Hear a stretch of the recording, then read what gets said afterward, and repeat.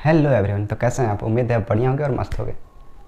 आज जिसके बारे में हम बात करना चाहते हैं वो है ओशो। ओशो थॉट्स। इनको अमेरिका के लोग भाई भगवान की तरह पूछते थे। मतलब क्या मिस्टिक इंसान था, रहस्यवादी इंसान था। ये जो इंसान था ना, काफ़ी जो करता था वो डायरेक्ट करता था। किसी ऐसा नहीं था कि अगर वो इंसान गलत है तो उसके बारे में नहीं बोलता था, वो पूरा प्रॉपरली बोलता था। चाहे वो प्राइम मिनिस्टर हो या फिर मुख्यमंत्री हो या कोई भी हो। मतलब ओशो ऐसा अगर आप सर्च मारोगे गूगल पे तो आएगा इंडियन फिलोसोफर। लेकिन ओशो एक फिलोसोफर नहीं थे, कोई विचारक नहीं थे, कोई विचार नहीं देना चाहते थे हम लोगों को। वो बस बताना चाहते थे कि हम कैसे अपने ही कहानियों में उलझ के रहते हैं, कैसे ही हम हर चीज़ पे अपना परसेप्शन बना लेते हैं। हम जैसे अपने पूरे लाइफ को जीते हैं, उनका मानना था हम अपने लाइफ को जीते नहीं हैं, हर दिन मरते हैं। वो ऐसा भी कहते थे कि जो डेथ होता है वो सेलिब्रेशन डे होना चाहिए। उस दिन डेथ जब हो किसी का तो कोई रोए नहीं बल्कि सेलिब्रेट करे। डेथ को वो एक तरह से फेस्टिवल मानते थे। तो कुछ थॉट्स है ओशो का जो हम समझेंगे। ओके, तो Osho's thoughts are deeply rooted in spirituality, self awareness and the pursuit of inner freedom. उनका जो मेन समझाना था सबको, उनको जो समझाना था लोगों को कि आप खुद से फ्री हो जाओ। देखो हम सब ना दो जगह फंसे हैं, एक इंटरनल वर्ल्ड में अपने और दूसरा फिजिकल वर्ल्ड में।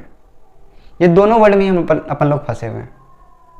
तो इनका यही था कि फ्री हो जाना, फिजिकल वर्ल्ड से भी और इंटरनल वर्ल्ड से भी, जिसको कहते हैं मुक्त हो जाना।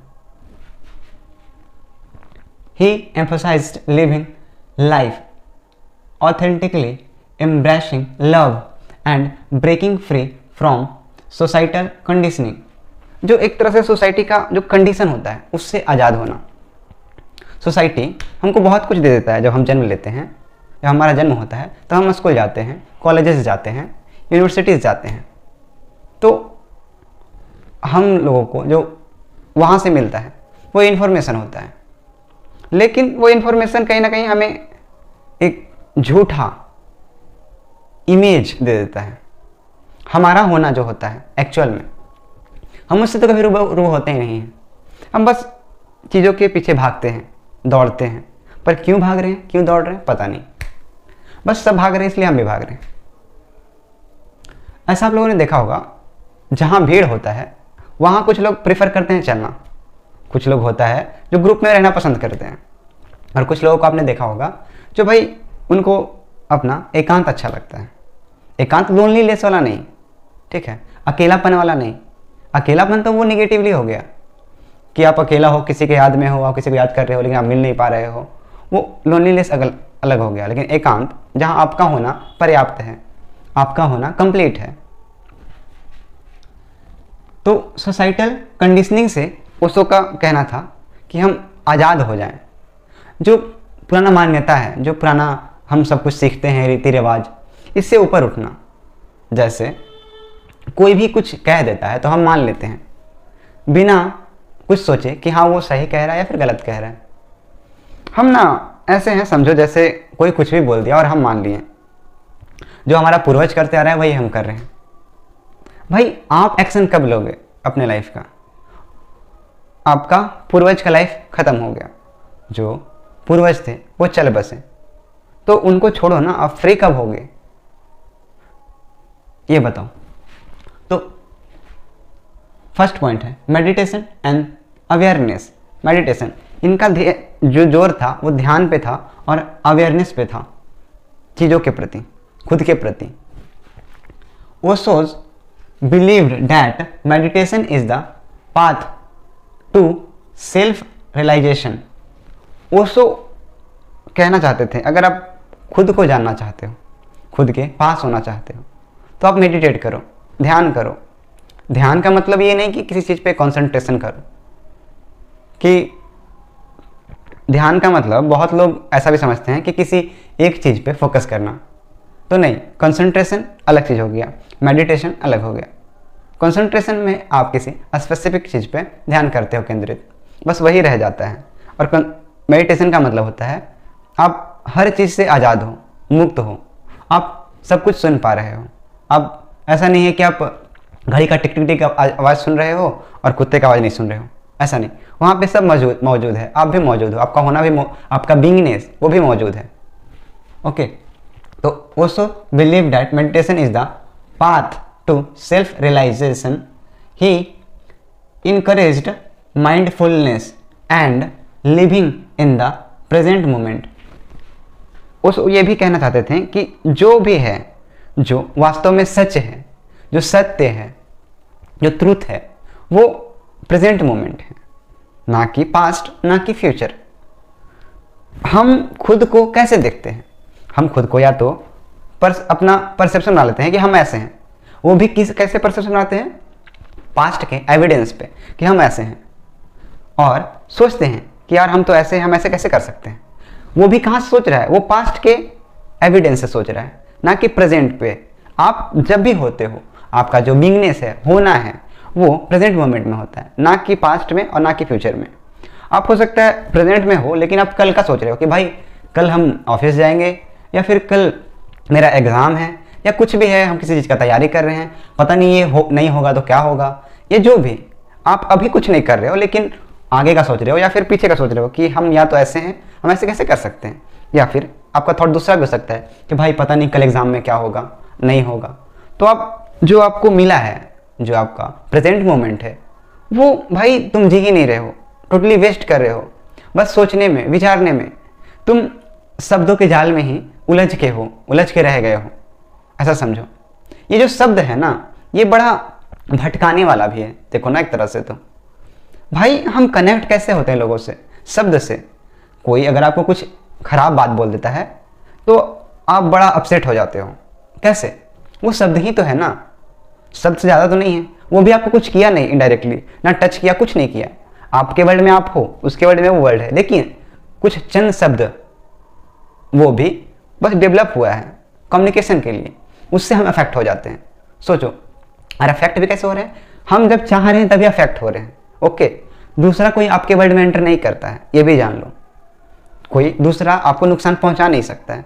ओके, ये अलग बात है कि आप किसी का खून कर दो, वो अलग चीज़ हो गया, फिजिकली डैमेज हो सकता है इंसान, लेकिन जो किसी को ऐसे बोल देने से होता है, ये नहीं हो सकता है।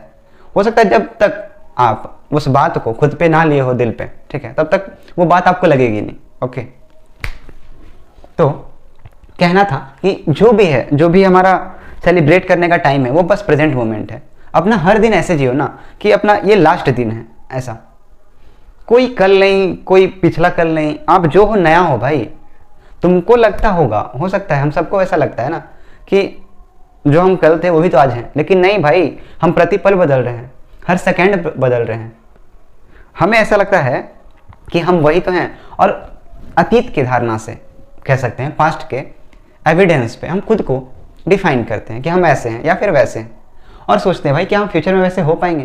भाई तुम अभी हो सकता है जो हो सकता है। ओके, अभी से ही डेवलप होगा, तभी कल तुम वैसा हो सकता है, और कोई रास्ता नहीं है।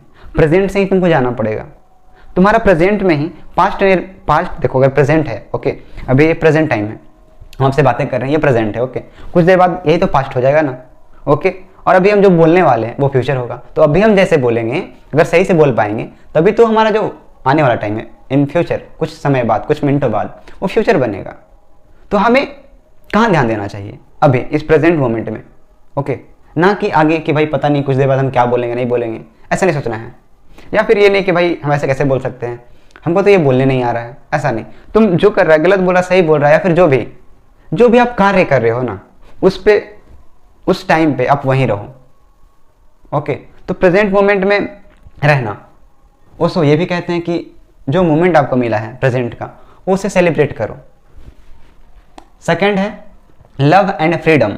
ओके, जो प्यार होता है ना, वो आपको फ्रीडम नहीं दे रहा है, तो भाई उस लव से निकल जाओ, या फिर वो लव है ही नहीं फिर, ऐसा समझो। क्योंकि जहाँ लव होता है वहाँ फ्रीडम ऑटोमेटिक होता है, ठीक है। Love and freedom, he often spoke about unconditional love. उसको अनकंडीशनल लव बोलते हैं। अगर किसी से आपको लव हो रहा है, प्यार हो रहा है, आप किसी से कह रहे हो कि भाई तुम मेरे को बहुत अच्छी लगती है, या कोई लड़की कह रही है कि तुम हमको बहुत अच्छा लगता है, तो क्या वो अनकंडीशनली है? क्या वो आप कोई कंडीशन पे जा रहे हो या फिर अनकंडीशनली है? देखो, प्यार ऐसा होता है ना कि अगर आप किसी से पूछो कि तुमको इससे प्यार क्यों है, तो अगर आप जवाब दे पाओ कि हाँ भाई इसका रंग गोरा है, ये बहुत अच्छी लगती है हमको, इसका पता नहीं स्माइल बहुत अच्छा लगता है, इसका हाइट बहुत अच्छा लगता है, तो भाई तुम एक तरह से ऊपर से प्यार कर रहे हो।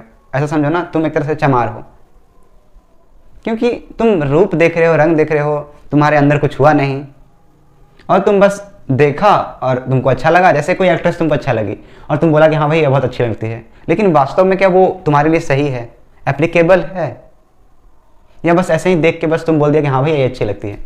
भाई जरूरी नहीं जो तुमको देख के अच्छा लग रहा है चीज़ वो वास्तव में अच्छा हो सकता है वो ना हो, बस दूर से ही अच्छा लग रहा हो। ऐसा होता है ना हमारे साथ। और सेकेंड थिंग, जब हमें सच में प्यार होता है ना, तो हमको खुद नहीं पता होता है कि उस इंसान से ऐसा क्या लगाव है या फिर क्या क्या कनेक्शन है। आप खोजो और ना खोज पाओ उस चीज़ को कि हाँ भैया हमको पता नहीं चला इसके किससे हमको प्यार क्यों है, आपको पता ही नहीं चलेगा कि कैसे वो इंसान मेरे से कनेक्टेड है। ओके, तो वही ओशो बोल रहे हैं, unconditionally love and the important of freedom in the relationship. Relationship में अगर आपका फ्रीडम नहीं है, चाहे वो कैसा भी रिलेशनशिप हो, ओके, माँ बेटे का हो, बेटी माँ का हो, बाप बेटा का हो, बाप बेटा का हो, या फिर बेटा बाप का हो, या फिर कोई भी एनी रिलेशन हो, गर्लफ्रेंड बॉयफ्रेंड हो, पति पत्नी हो, वहाँ पे अगर एक फ्रीडम नहीं है, ओके, तो वो रिश्ता मुझे नहीं लगता कि ज़्यादा दिन तक चल पाएगा। कोई आज़ादी नहीं है, कोई पोजीशन है कि नहीं तू मेरा है, तू मेरी है, तू मेरा बच्चा है, या माँ भी अगर ऐसा बोल रही है कि नहीं तुम तो मेरी बेटी है, कैसे ऐसे हो सकता है, ऐसे कैसे नहीं हो सकता है, तो यहाँ कौन किसका है ये बताओ। सब दावा तो कर लेते हैं कि हाँ ये मेरा है, वो मेरा है, पर सच में वास्तव में क्या आप ही खुद के हो? पहले ये बताओ, पहले तो आप ही खुद के ना हो भाई, और आप दावा करते हो कि ये मेरा है, वो मेरी है। यहाँ वास्तव में क्या लोग अपने हो पाते हैं? क्या जिससे हम जुड़ना चाहते हैं, क्या वास्तव में उनसे जुड़ पाते हैं? आपको ऐसा लगता है कि आप अपनी मम्मी से बड़ा कनेक्शन है आपका मम्मी का, क्या सच में कनेक्शन हो पाता है? कभी चेक करना। तो कोई भी रिलेशनशिप हो उसमें क्या होना चाहिए? एक फ्रीडम होना चाहिए, तभी वो रिलेशनशिप सही से चल पाएगा। Advocating for love without attachment और पोजीशन। भाई वही लव कैसे होना चाहिए? अगर किसी से आपको प्यार भी है तो विदाउट अटैचमेंट होना चाहिए। ऐसा नहीं कि आप उसको पकड़ के बैठ गए हो कि नहीं तू नहीं रहेगा तो पता नहीं मेरी लाइफ में क्या होगा। दिस इज नॉट राइट, ये सही नहीं है। ओके, तो लव विदाउट अटैचमेंट होना चाहिए, लव फ्रीडम देना चाहिए आपको। ओके।